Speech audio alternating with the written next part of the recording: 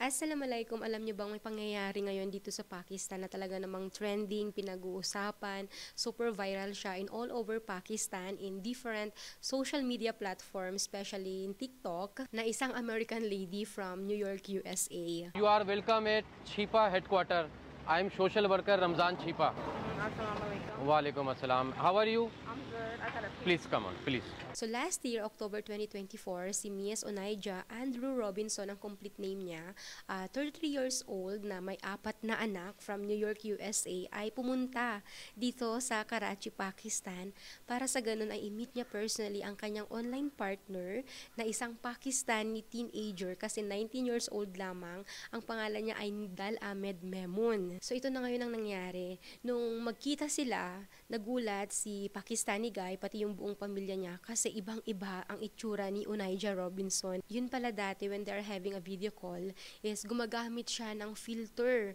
At ang ginamit niyang filter is Nicki Minaj. Yun ang usap-usapan siya sa social media. So batang-bata siya tignan, alam mo yun, flawless, walang kapintasan, ang ganda-ganda. Kaya nagulat ngayon ang buong pamilya pati si Pakistani guy kasi nung pumunta na siya dito ay matanda na. Tapos yun nga. Make sure y'all get this on your camera. I'm married to Nidal Hamid. I'm Onaija Hamid. We are moving to Dubai very soon. We're gonna have our baby in Dubai. Ang ending nga ay hindi siya tinanggap ni Nidal Ahmed at ang kanyang buong pamilya.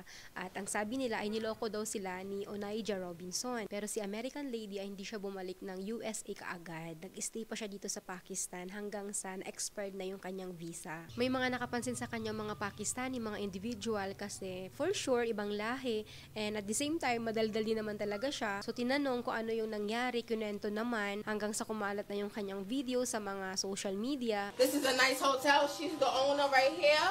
Thank you. I'm not the owner. Sorry, ma'am. Go get the owner, please. The owner is not here, ma'am. The owner. This is the owner. Say I am hello, not the everybody.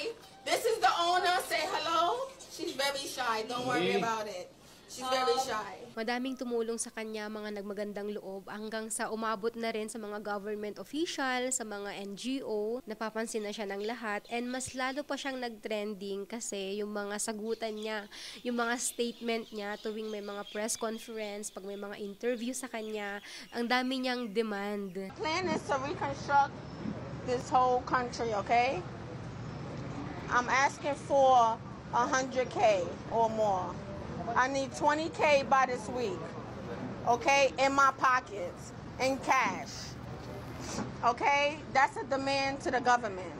The government is going to fix up these buildings, fix up the streets, and clean up these streets. It's ridiculous out here. I do not like it, okay?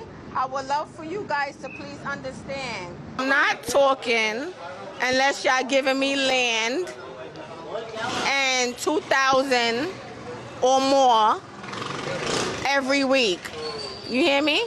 Yeah. I'm getting my Pakistani passport and Pakistani ID. I'm getting it. Do y'all agree? Mind your business. What? Diba, kakaiba yung mga binibitawan niyang salita, yung mga statement niya, diba, sa Pakistan government. Meron yun, hingi siya ngayon ng $20,000 every week daw from government. And also, meron pa yung $100,000 for more para sa infrastructure. She wanted to reconstruct Pakistan for the betterment of the country kasi hindi daw siya natutuwa. Madaming mga bagay na dapat baguhin dito sa bansa. Pati yung demand niya na gusto niyang kumain sa McDonald's. Alam niyo yun, talagang pinagbibigyan naman ng mga Pakistani and also the government. They really help her. My husband will be picking me up from there. Thank you very much. Have a nice day. Bye. Bye-bye. Thank you. Thank you. Okay. God bless. Mahaba yung naging pasensya sa kanya, inintindi talaga si Onaija Robinson dahil napag-alaman din na meron siyang bipolar disorder, meron siyang mental illness. Naintindihan naman yun ng mga Pakistani. And he talked too much. That's it. Yes, that's it. Yes, yes, I am saying. ये भी देखे यही मेरी बात की तारीफ कर रही है. Listen. You Yes. talk too much. Thank you. I have a good day. Just have a seat, sister. Have a seat, please. Please, sit, please, sister. please. Fuck him Going up. back now. Right now, I'm going to mind my fucking business. Thank you very much.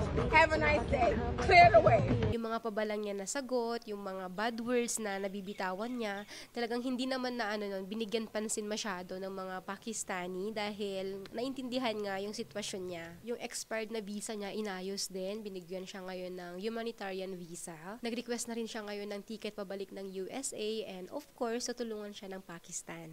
My name is Onaija Robinson. I would like for you guys to book my ticket back to New York. Money is short right now and I would appreciate it. Thank you.